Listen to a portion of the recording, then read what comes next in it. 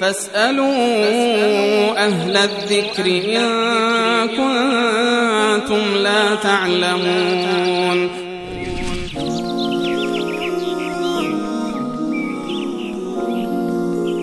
آقا سعید سین از زابل نوشتن که فرایض غسل رو لطف کنید بیان بکنید و اینکه چند نوع غسل وجود دارد و چجوری غسل بگیریم. این مسئله غسل واقعا یک مسئله هست که یعنی زیاد مطرح میشه در سوال ها. اگر اجازه بدید من یه مقداری یعنی مفصل‌تر به این مسئله بپردازم. بفرمایید. از نظر اینکه اولین سوالش این بود که فرایض غسل یا ارکان غسل چی هستن.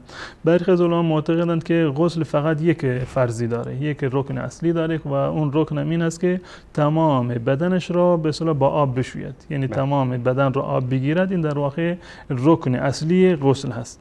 و برخی از فقهای دیگر که میگویند که نه، دو رکن اصلی دارد، یعنی دو فرض دارد. یکی نیت هست، انسان نیتی رو قبل از اینکه غسل بکند نیت بکند، و فرض دوم هم این است که تمام بدن خودش را کاملا با آب بشوید. اما برخی از فقها به خاطر این که نیت یک عمل جداگانه هست و قبل از غسل است، این جزء شروطش قرار دادن و جزء در واقع ارکان و فرایضش قرار ندادن. به هر صورت این دو نکته رو حتما باید انسان توجه داشته باشه. اول این که نیت داشته باشه، و نیت چیزی نیست که بر زبان بیاوره، که بر زبان با زبان یک جمله رو تکرار بکنه اون وقت نیتش درست باشه. در غیر این صورت نیتش هم درست نیست و غسلش هم درست نباشه، چون چیزی وجود نداره.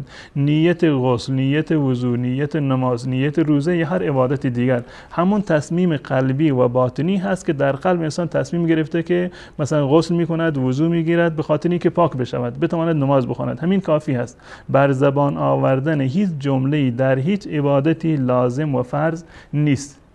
نیت فقط و فقط اون چیزی است که در قلب انسان وجود داره. بعد از این رکن اول هست، فرض اول. پس بنابراین نیت هست، یعنی این که انسان با این قصد برود غسل رو انجام بدهد که من بتوانم قرآن بخونم، پاک بشم، که بتونم نماز بخونم یا عبادات دیگر رو. این فرض اولی هست. فرض دوم این که تمام بدن خودش رو از سر تا پا کاملا آب بگیرد و در واقع بشوید. این در واقع شرط دوم یا همون فرض دوم هست. این دو کار رو که انجام داد در واقع غسلش کاملا درسته. غسلش کاملا درسته، هیچ اشکالی رو نداره. اما کیفیت غسل به چه صورت هست؟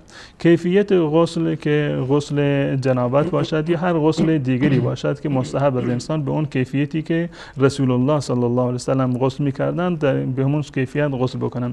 غسلی که از رسول الله برای ما بیان شده، دو حدیث در این زمینه داریم صحیح است، حدیث حضرت میمونه و حدیث حضرت عایشه رضی الله تعالی عنهما اجمعین، و کیفیتش هم به این صورت است. یعنی روش غسل رسول الله صلی الله علیه وسلم به این گونه بوده که ایشان قبل از هر چیزی دستهای خودشون رو میشستند، یعنی هر دو تا دست رو تا بند دست 3 بار میشستند کاملا، و بعد از این وضو میگرفتند کاملا. به چه صورت برای نماز وضو میگیرند؟ به همون صورت وضو میگرفتند، یعنی آب در دهان میکردند، آب در بینی میکردند و کاملا وضو میگرفتند. یک وضوی کاملی قبل از غسل. منتها درباره این که پاها را بشوید در این وضو یا در این پاها را نشوید، فقها به دو دسته شدند، یعنی تعبیراتی که از حدیث وجود داره. برخی از علما میگن این وضوی کاملی باشه، حتی پاهای خودش را بشوید قبل از غسل، و برخی از علما دیگر میگن که نه، لازم نیست که در ابتدای غسل پاها رو هم بشوید، بلکه آخر وقتی غسل رو تمام کرد این پاها رو در واقع بشوید. این هر دو هم از حدیث رسول الله صلی الله علیه وسلم ثابته. و راهش اینه که اگر واقعا مثل امروزه هست که مثلا در حمام غسل میکند و در جایی نیست که آب زیر پایش جمع میشود و این آب مستعمل در واقع جمع بشه، در ابتدا وضوش رو کامل بگیرد، حتی پاهای خودش رو بشوید. اما اگر در جایی هست وقتی غسل میکند زیر پایش آب جمع میشود، روش بهترین است که این شستن پاها رو به تأخیر بیاندازد، زمانی که غسلش تمام شد بعد از این در واقع پاهای خودش رو بشوید.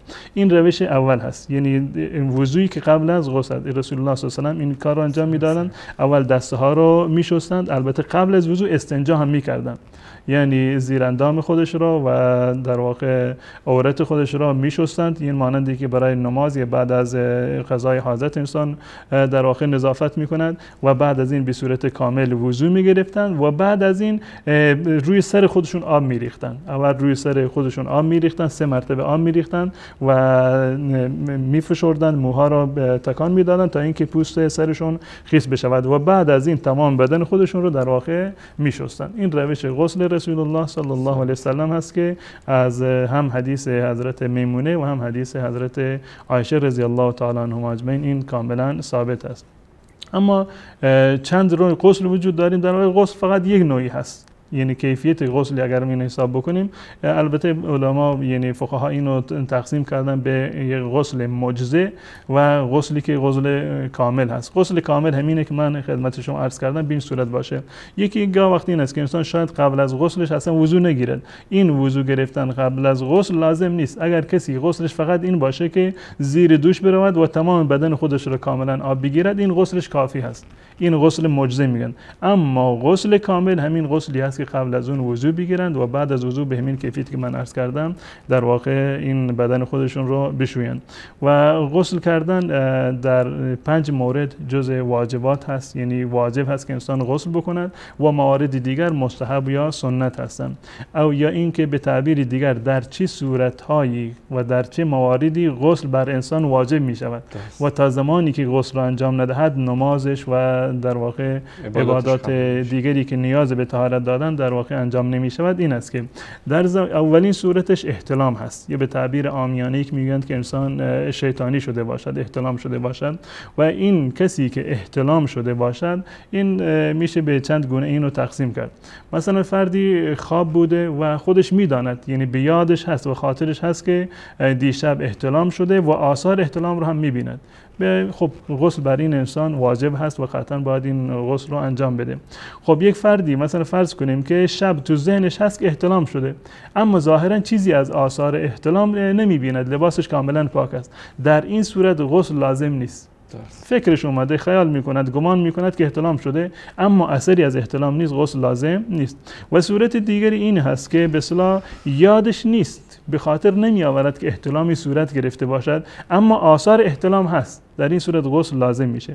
پس بنابراین اولین چیزی که غسل را واجب میکند تفاوتی ندارد، هم برای مرد هم برای زن. احتلام هست که به تعبیر عمومی این که شیطانی بشود. این مورد اولش هست. روایت زیادی در این زمینه داریم. حضرت ابو سعید خدری رضی الله تعالی عنه روایتش هست که الماء من الماء، و حدیث حضرت علی رضی الله تعالی عنه اذا فزحت الماء، وقتی که احتلام شدی. این تعبیرایی هست که در حدیث رسول الله صلی الله علیه و سلم اومده. پس بنابراین اولین مورد احتلام و شیطانی شدن هست. مورد دوم همبستری هست و در این زمینه هم روایاتی داریم. حدیث حضرت ابو هریره رضی الله تعالی عنه هست که اذا جلس بین شعبها الاربع، یا حدیث اذا التقى الختان والختان فقد وجب الغسل، یعنی این که به مجرد این که زن و شوهر با هم دیگر همبستری بکنند و در واقع ختنگاه زن و مرد به هم دیگر برسند غسل واجب شده. در ادامه این روایت هست که انزل او لم ينزل، چه ارضا شده باشند، انزالی صورت گرفته باشد یا اینکه صورت نگرفته باشد. اول احتلام، دوم همبستری و همخوابگی زن و شوهر با هم دیگر، و مورد سوم پاک شدن از حیض و نفاس، پاک شدن از عادت ماهیانه که یا اینکه پاک شدن بعد از خونی که بعد از در واقع زایمان هست. بعد از پاک شدن این بر زن واجب هست که حتما این غسل رو انجام بده به دلیل حدیث حضرت فاطمه بنت ابی حبیش که رسول الله صلی الله علیه و آله فرمودند که وقتی که تا زمانی که حیض هستی به اصطلاح غسل لازم نیست، وقتی که ایام حیضت و این خونت بند شد فغتسلی و صلی، برو غسل بکن و بعد از آن نماز بخون. این مورد سوم هست. مورد چهارمش در واقع این است که انسان فوت بکند. برای کسی که فوت کرده باشد هم غسل واجب هست به اجماع مسلمانان. و مورد پنجمش مسلمان شدن فرد کافر هست. فردی که کافر بشه، کافر بوده مسلمان بشه، غسل کردن بر اونم واجب هست به دلیل حدیث حضرت سمامه رضی الله تعالی عنه که ایشون اسیر بودن در مسجد رسول الله صلی الله علیه و سلم، به ستون بسته بودند. رسول الله صلی الله علیه و سلم هر روز می اومد که سمامه چه خبر هست پیش تو، میخواد احوالش رو بگیرد. سمامه بهش میفرمود و میگفت که یا رسول الله اگر منو بکشی خب حق داری، من مستحق کشتنم، اگر بر من منت بگذاری این منت تو رو، احسان تو رو فراموش نمی کنم و اگر هم که آزادم بکنی من یک انسان شاکری خواهم بود که حتما از تو سپاسگزار، و اگر مال هم بخواهی من مالم حاضرم که فدیه بدم. مردم این اصحاب همیشه سعی می‌کردند که چون که یک مشکل داشتن از نظر مادی، دوست داشتند که رسول الله صلی الله علیه و فدیه رو بگیره و آزادش بکنه تا اینکه کمکی بشه برای مسلمانان. یک روز دیگر اومد رسول الله صلی الله علیه و آزادش کرد و مسلمان شد سمامه و بعد از این بهش دستور داد که برو در باغ ابو طلحه غسل بکن. این حدیث دلیل بر این است که کسی که کافری که مسلمان میشد غسل بر اون لازم میشه.